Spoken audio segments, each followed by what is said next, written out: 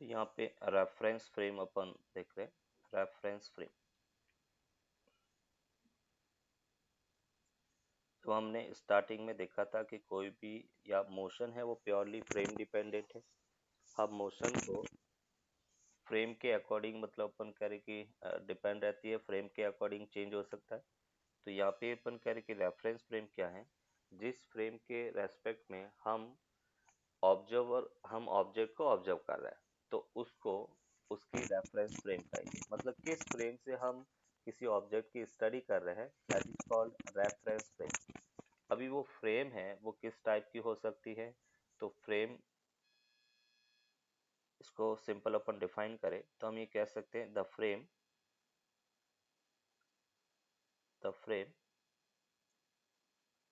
by which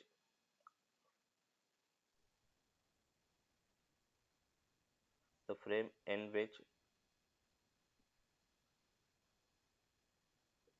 an observer in which an observer is study the motion of the object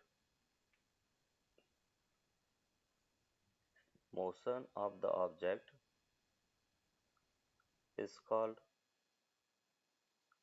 reference frame। और reference frame ठीक है अपन दो type की यहाँ पे डिस्कस करेंगे। फर्स्ट अपन कहेंगे inertial reference frame. Inertial reference frame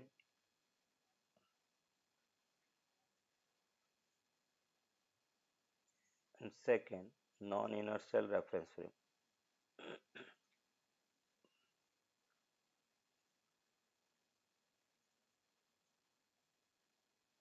Inertial reference frame, that is frame moving with frame is in rest or moving with constant velocity।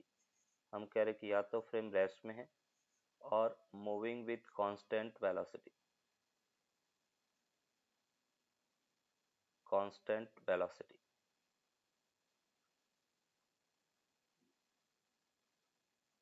उसको इनर्शियल फ्रेम कहेंगे। नॉन इनर्शियल फ्रेम में अपन कहेंगे एक्सीलेटेड frame या frame moving with acceleration.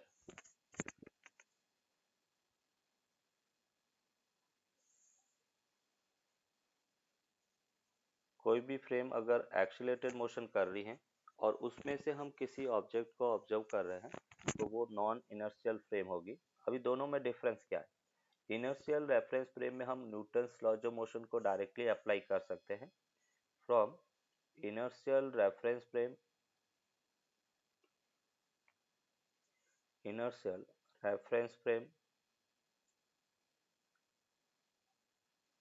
we can apply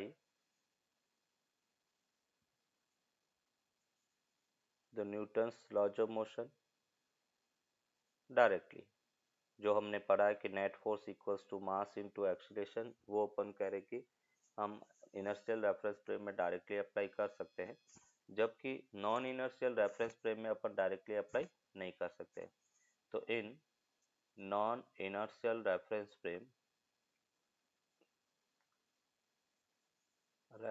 frame we cannot apply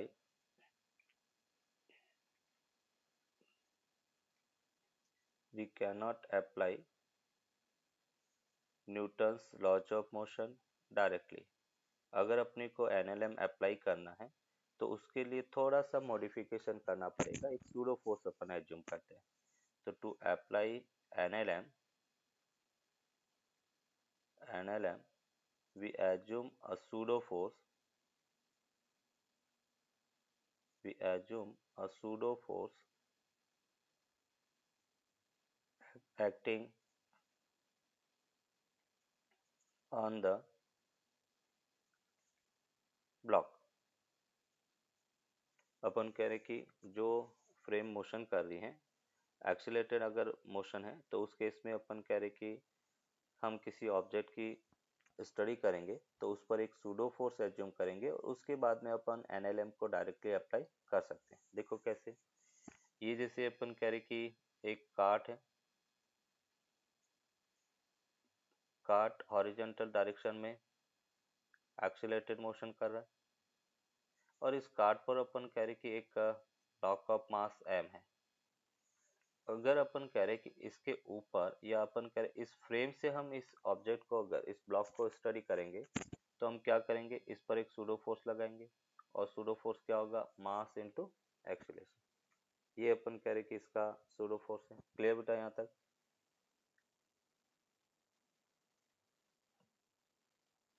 yes. अभी देखो अपन कह रहे कि जब सूडो फोर्स की अपन बात करें, F pseudo force and that will be equals to mass into acceleration of the frame. ये अपन कह रहे कि सूडो फोर्स है। उसके बाद में अपन कह रहे कि न्यूटन्स लॉज ऑफ मोशन अपन डायरेक्टली अप्लाई कर सकते हैं। अभी देखो इससे रिलेटेड किस टाइप से अपन एक बेसिक प्रॉब्लम यहाँ पर डिस्कस कर रहे हैं। ये जैसे अपन कह रहे कि एक कार्ट है, या इस टाइप से अपन कह रहे कि एक कार्ट है, और वो अपन कह रहे कि हॉरिजॉन्टल एक्सीलरेटेड मोशन कर रहा है। इसकी सीलिंग से बेटा अपन कह रहे कि एक पेंडुलम है, वो अपने हैंग किया है। इसका एक्सीलरेशन a है, और अपने को पूछा गया है कि इसके स्ट्रिंग में, इस पेंडुलम बॉब के स्ट्रिंग में टेंशन और उसका angle theta, maximum angle theta क्या, वो अपने को फाइंड करना। फाइंड फर्स्ट अपन कह रहे कि थीटा डिफ्लेक्शन एंगल, और second tension T in the string क्या, वो फाइंड करना। क्लियर? अभी देखो इसको अपन सूडो फोर्स की हेल्प से कैसे सॉल्व करेंगे। हम हाँ directly sir, non I inner think ये हो जाएगा मेरे से। हम नॉन इनर्शियल फ्रेम से देख लें, हम इसके अंदर बैठ जाते हैं, और जब अंदर बैठ के इसकी मोशन को स्टडी करेंगे तो सबसे पहले अपना काम क्या है, सूडो फोर्स अप्लाई करना है। तो ये सूडो फोर्स एम ए हो गया। डाउनवर्ड अपन कह रहे कि वेट फोर्स एम जी हो गया। टेंशन फोर्स टी को अगर अपन रिजॉल्व करें तो ये टेंशन टी है। इस टी को अपने रिजॉल्व किया तो ये एंगल थीटा, ये कंपोनेंट क्या होगा, टी कॉस थीटा। इस डायरेक्शन में क्या होगा, टी साइन थीटा। देख सकते हैं। अभी अपन कह रहे कि जब पर्सन इस फ्रेम के अंदर है तो इसके रेस्पेक्ट में ये बॉब रेस्ट में दिखेगा, और रेस्ट में है तो हम ये कह सकते हैं कि T sine theta equals to mass into acceleration ये होगा। That is equation 1। Upper direction में अपन कह रहे कि T cos theta and that will be equals to M into G. ये अपन कह रहे कि इक्वेशन 2। और यहाँ से अपन कह हाँ रहे कि सर। दोनों को अपन डिवाइड करें तो हमें यहाँ पे मिला tan theta equals to A by G, और थीटा को सिंपल अपन लिख सकते हैं tan inverse A by G के इक्वल होगा। ये आंसर सही है। अभी अपन कह रहे कि मुझे टी चाहिए। टी के लिए मुझे थीटा को एलिमिनेट करना है, तो मैं इक्वेशन 1 को स्क्वायर करके, इक्वेशन 1 और 2 को स्क्वायर करके ऐड कर लेता हूँ। तो फ्रॉम इक्वेशन 1 स्क्वायर प्लस 2 का स्क्वायर, और यहाँ से अपने को मिलेगा टी स्क्वायर, ये हमने लिखा sine square theta plus cos square theta equals to M A whole square plus M G whole square. इस यहाँ से सिंपल अपन कह सकते हैं T equals to M under root A square plus G square के इक्वल होगा। That is the tension in the string होगा। ये टेंशन है। एक मिनट। यस। नेक्स्ट एग्जांपल है, ये जैसे अपन कह रहे कि एक वेज है,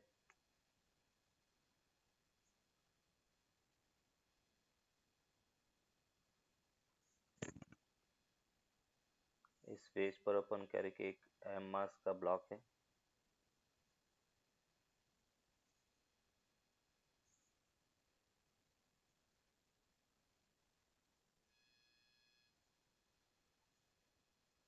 ये एम मास का ब्लॉक है। यहाँ पे अपन कह रहे कि कैपिटल एम है, ये अपन कह रहे कि मास एम है, और हमें पूछा गया है कि इसका एक्सीलरेशन क्या होगा, या कितना फोर्स अपन अप्लाई करें ताकि अपन कह रहे कि ये ब्लॉक है वो वेज के रेस्पेक्ट में रेस्ट में बना रहे। फोर्स भी फाइंड करना है और उसका एक्सीलरेशन, दोनों के फॉर्म में अपने को क्वेश्चन पूछा जा सकता है कि find the maximum acceleration of the system for which block will remains equilibrium on the wedge. Block है वो वेज के रेस्पेक्ट में रेस्ट में रहे, इक्विलिब्रियम में रहे, तो ए की वैल्यू क्या होगा और अप्लाइड फोर्स क्या होगा वो अपने को फाइंड करना। फाइंड, ये जैसे अपन को कहा गया है कि ए कितना है एक्सीलरेशन, और दूसरा अपन कहेंगे कि कितना फोर्स अपन अप्लाई करें ताकि ब्लॉक है वो वेज के रेस्पेक्ट में रेस्ट में बना रहे। क्वेश्चन क्लियर है? एक मिनट। हमें इस ब्लॉक को इक्विलिब्रियम में रखना है, तो पहले अपन कह रहे कि हम इस वेज के ऊपर बैठ जाते हैं। नॉन इनर्शियल फ्रेम से अपन देखेंगे।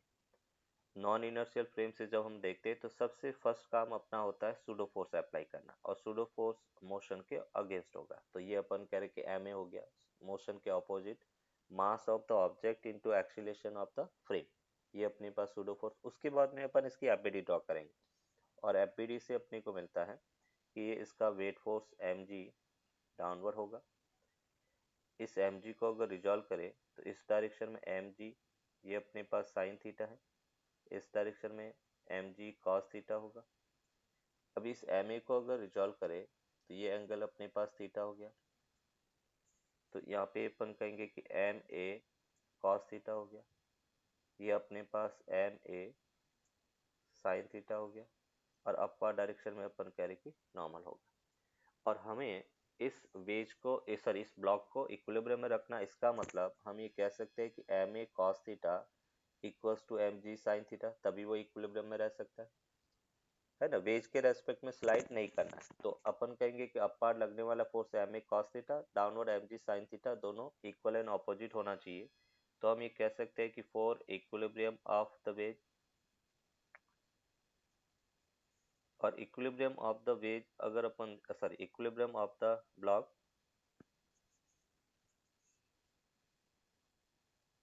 और वो अगर अपन देखें तो यहाँ से अपने को मिला M A cos theta that must be equals to M ji sine theta. M से M cancel out, A equals to G tan theta के इक्वल आंसर मिला। ये एक्सीलरेशन होगा, A equals to G tan theta. दूसरा अपने को पूछा गया कि अप्लाइड फोर्स कितना होगा, तो अगर मैं इस पूरे को सिस्टम मानता हूँ तो नेट फोर्स इक्वल्स टू क्या होगा बेटा, मास इंटू एक्सीलरेशन, तो small M plus capital M into acceleration, acceleration होगा जी टेन थीटा। तो यहाँ पे अपन कहेंगे फोर्स हो गया अपने को F equals to small M plus capital M into G tan theta के इक्वल होगा। ये अपन कह रहे कि इसका एक्सीलरेशन होगा, सॉरी फोर्स होगा। क्लियर बेटा? तो फोर्स अपने को मिला एम प्लस एम जी हाँ टेन थीटा और एक्सीलरेशन। दूसरा अपन कह रहे इसी के अंदर जैसे अपने को कहा गया है कि find the normal force, find normal force, N की वैल्यू क्या होगा जब ये रेस्ट में है, तो एन की वैल्यू क्या है वो अपने को फाइंड करना। तो जो अपने एफबीडी ड्रॉ की है उससे बेटा एन देखो क्या मिल रहा है, एन इक्वल्स टू अपन लिख सकते हैं M G cos theta plus M A sine theta के इक्वल होगा। क्लियर?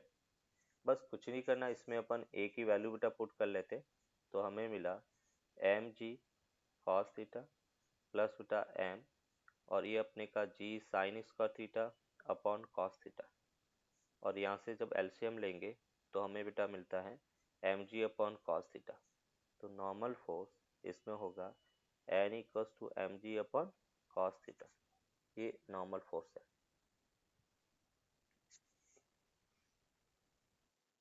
नेक्स्ट एक और एग्जांपल है, सेम अपन कह रहे कि एक वेज है, wedge of mass capital M है, ये अपन कह रहे कि मास स्मॉल एम है। अभी अपन कह रहे कि इस वेज का एक्सीलरेशन अपने को फाइंड करना है जिसके कोरस्पॉन्डिंग जो ब्लॉक है वो वेज के रेस्पेक्ट में कॉन्टेक्ट लेस में हो, मतलब अपन कह रहे कि वेज और ब्लॉक है उसके बीच में नॉर्मल फोर्स जीरो हो या फ्री फॉल कंडीशन में हो। Find the acceleration, find the acceleration A of the veg, so block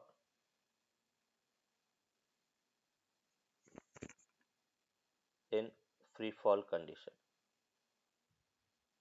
free fall condition, block है वो फ्री फॉल कंडीशन में हो, उसके लिए अपन कह रहे कि एक्सीलरेशन ए क्या होगा वो अपने को फाइंड करना है। ये इजी क्वेश्चन है, इतना टफ नहीं है। देखो यहाँ पे अपन क्या करेंगे, सबसे फर्स्ट हम इसके ऊपर बैठ जाते हैं, और ऊपर बैठेंगे तो बेटा कैसी फ्रेम होगी, नॉन इनर्शियल, और नॉन इनर्शियल फ्रेम है तो अपन कह रहे कि सूडो फोर्स कहाँ पर, मोशन के ऑपोजिट, तो ये अपने पास एम ए सूडो फोर्स, और बाकी का काम वही एपीडी अपन ड्रॉ करेंगे। तो यहाँ पे अपन कह रहे कि इसका weight force M G downward होगा, एम जी को अपने रिजॉल्व किया, ये अपने पास एम जी साइन थीटा, यहाँ पर M G cos theta, pseudo force M A को अगर रिजॉल्व करें, ये एंगल थीटा है तो बाई ज्योमेट्री थीटा होगा, ये component M A cos theta, इस डायरेक्शन में एम ए साइन थीटा, और नॉर्मल फोर्स अपन कह रहे कि अपवर्ड है। तो यहाँ पे सिंपल अपन कह सकते हैं कि फॉर फ्री फॉल, और फ्री फॉल की अगर अपन बात करें एन इक्वल्स टू जीरो होगा, नॉर्मल को जीरो किया और नॉर्मल जीरो है, तो यहाँ से अपने को मिल रहा है M A sine theta that must be equals to M G cos theta, तो a इक्वल्स टू हमें मिला g cot थीटा बेटा। ये दोनों answer as a standard result है और दोनों कंपटीशन में पूछे गए हैं। इसका acceleration a g cot theta होगा, और प्रीवियस जो क्वेश्चन था उसमें था g tan थीटा। ठीक है सर। ये अपने पास एक पेज है,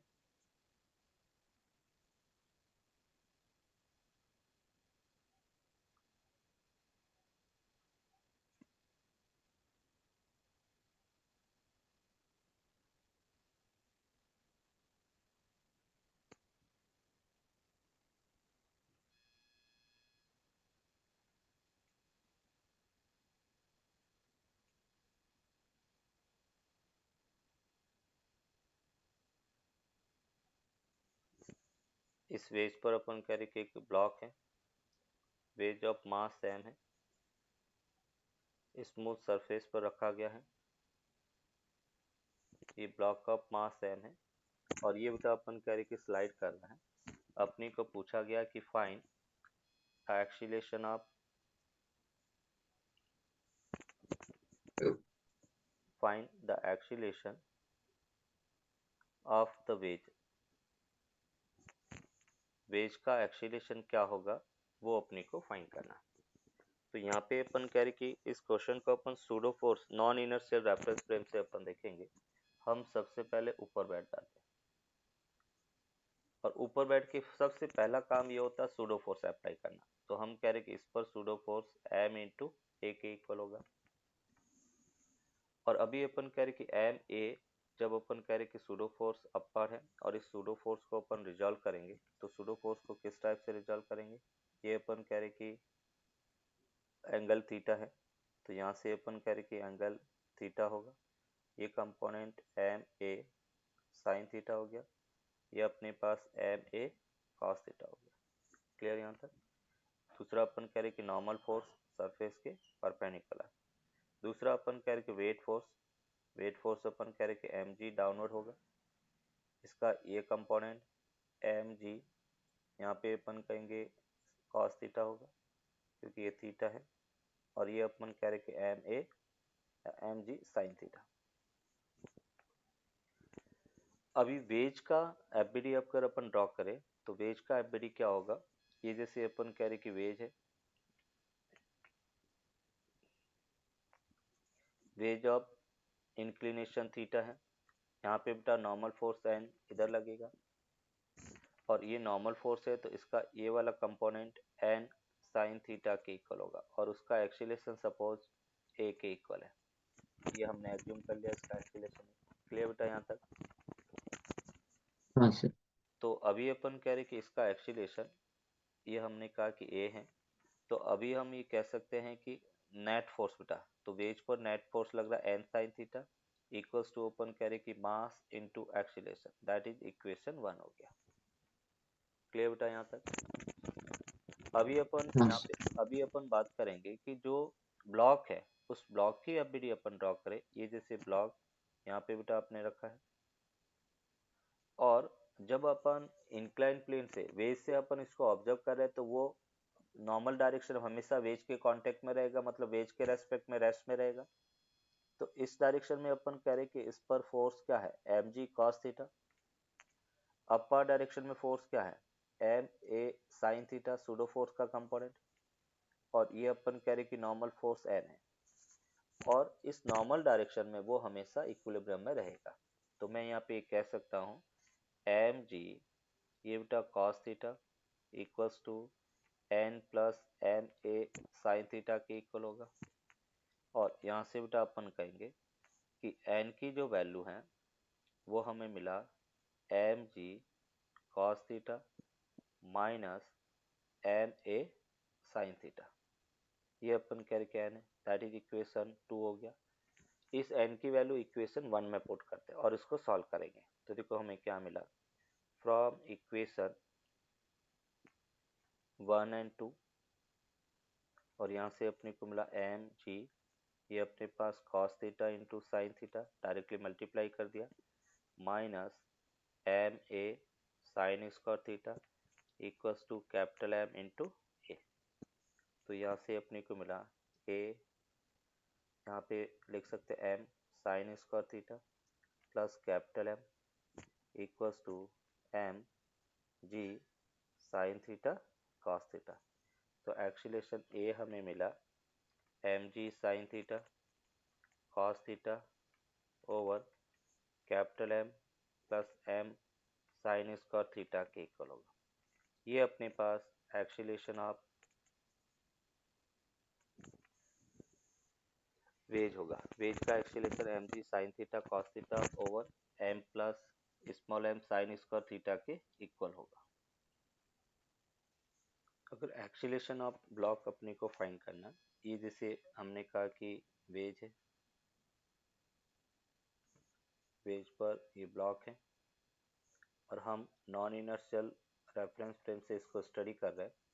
इस डायरेक्शन में अपन कह रहे कि हमें फोर्स मिला था एम जी साइन थीटा, और ये अपन कह रहे कि M A cos theta, M ji sine theta और एम ए कॉस थीटा। और इसके कारण अपन कह रहे कि इस डायरेक्शन में मोशन करेगा। ये basically acceleration of block with respect to wedge है, कि जब हम वेज से देखेंगे तो ये ब्लॉक नीचे स्लाइड करता हुआ दिखेगा। तो यहाँ पे अपन कह रहे कि acceleration of block with respect to जो वेज है वो बेसिकली A2 के इक्वल है। और उसको अपन कैसे फाइंड करेंगे, तो यहाँ पे अपन कह रहे कि net force M ji sine theta plus M A cos theta equals to mass into acceleration A2। तो A2 इक्वल्स टू अपने को मिला G sine theta plus M sorry A, और ए की वैल्यू अभी हमने फाइंड किया था, ए था अपने पास एम जी sine theta cos theta upon capital M plus small M sine square theta. तो यहाँ से सिंपल अपन लिख सकते हैं एम जी साइन थीटा, तो ये cos square theta plus capital M plus small M sine square theta. ये अपने पास A2 की वैल्यू है। इसको अपन सॉल्व करेंगे तो हमें मिलता है कैपिटल एम जी sine theta plus small m जी sine cube theta plus M G sine theta cos square theta over capital M plus small M sine square theta लिख सकते हैं। और यहाँ से एम जी sine square theta sorry m जी sine theta को मैं common लेता हूँ, तो देखो हमें क्या मिला, एम जी ये अपने पास साइन थीटा, फिर हमने एम जी साइन थीटा को कॉमन लिया, तो यहाँ से sine square theta plus cos square theta जो 1 के इक्वल होगा, divided by m plus M sine square theta, ये हमें मिला। तो यहाँ से अपन कह सकते हैं capital M plus small M, ये अपने पास G sine theta upon capital M plus small M sine square theta के इक्वल होगा। ये basically acceleration of block with respect to wedge है और उसका direction along the incline plane है। हम चाहे तो इसको एक्स और वाई डायरेक्शन में रिजॉल्व कर सकते हैं। और एक्स और वाई में कैसे रिजॉल्व करेंगे, ये अपने पास थीटा है, फाई ज्योमेट्री ये थीटा होगा। इस डायरेक्शन में हम इसको कह सकते हैं ए टू कॉस थीटा और वाई डायरेक्शन में ए टू साइन थीटा। तो अगर मैं इसको वेक्टर फॉर्म में लिखता हूँ, acceleration of block with respect to wedge in vector form, and that will be equals to M plus M, ये हम कहेंगे sine G sine theta upon capital M plus small M sine square theta, और इसको हमने लिखा cos theta आई cap minus sine theta जे cap. ये acceleration है। अभी हमें तो ब्लॉक का ग्राउंड के रेस्पेक्ट में फाइंड करना, तो मैं इसको लिख सकता हूँ acceleration of block with respect to ground minus acceleration of wedge with respect to ground equals to this. तो ये अपने पास M plus M G sine theta over M plus small M sine square theta, और ये अपने को मिला cos theta आई cap minus sine theta जे cap के इक्वल होगा। तो ब्लॉक का ग्राउंड के रेस्पेक्ट में acceleration that will be equals two ways के एक्सीलरेशन को अपन ऐड कर लेते हैं, और वेज का एक्सीलरेशन अपने को मिला था एम जी sine theta cos theta over capital M plus small M sine square theta, ये अपने पास आई कैप और प्लस अपन करेंगे capital M plus small m जी sine theta upon capital M plus small M sine square theta, और ये इसको बेटा आपने लिखा कॉस थीटा आई कैप माइनस साइन थीटा जे कैप। बस इसको अपन वेक्टर सम अपन कर लेंगे। तो यहाँ से अपन करें आई कैप को ऐड करना है और जे कैप को ऐड करना है, तो वो अपने पास acceleration of block with respect to ground मिल जाएगा। क्लियर बेटा? ये अपन कह रहे कि ब्लॉक का ग्राउंड के रेस्पेक्ट में एक्सीलरेशन है।